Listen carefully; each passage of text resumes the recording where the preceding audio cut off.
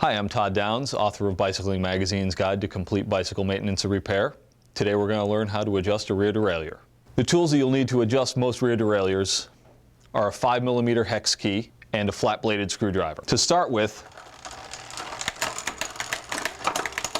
release the cable tension on the rear derailleur so that the derailleur drops down to the smallest cog. It's sometimes easier to work on the derailleur as well if the front derailleur is in the position for the middle or small chainring. The first thing you'll want to do is be sure that your limits are set correctly. The limit screws are what tell the derailleur when it's in position properly over the smallest and largest cogs, so it doesn't continue shifting beyond those points. Set the low limit screw so that the derailleur pulley finishes ever so slightly outside of the smallest cog. This will allow a quick and crisp shift into that smallest cog.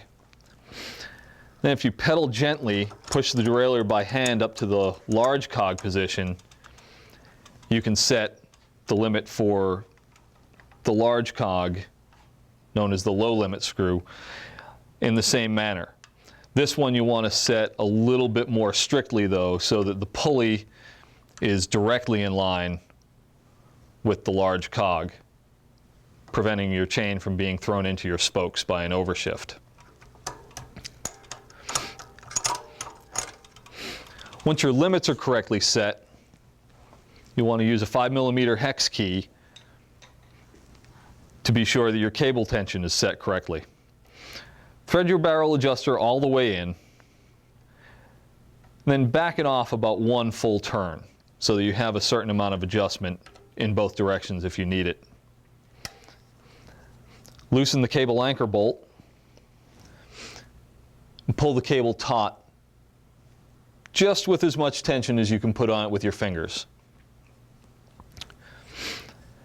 Snug the anchor bolt back down and then test your shifting to see where it's at. Give one quick shift and see if the chain makes the jump from the first cog to the second. If it does, step in behind and eye up the alignment of the derailleur pulley with that second cog. And keeping an eye on the rear derailleur pulley and watching for that alignment. When you think you're in a good spot, go back to pedaling the bike slowly and shift through the rest of your cog set. The chain should jump cleanly in the space of about a quarter to a half turn of the crank arm.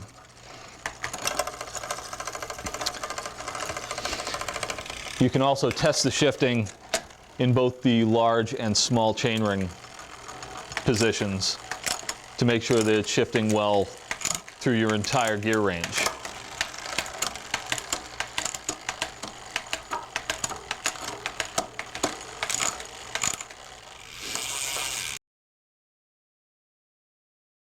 If you're shifting cleanly and with no excessive noise, your adjustment is pretty well made.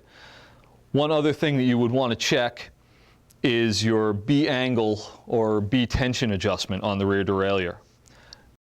It's a bit of an abstract concept, but what the B angle adjustment is the adjustment of the relationship between the top derailleur pulley and the large cog.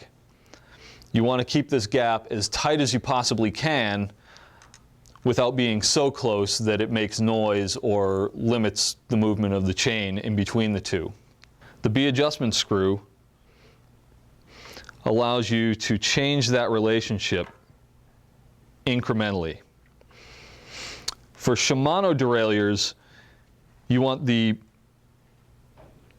distance between the pulley and the cog to be as small as it can possibly be when you're in the large cog, small chainring position without the pulley and the cog making actual physical contact with one another. On a SRAM derailleur, you want to adjust the gap between your pulley and your cog So there's about a 6 to 7 millimeter gap between the pulley tooth and the cog tooth.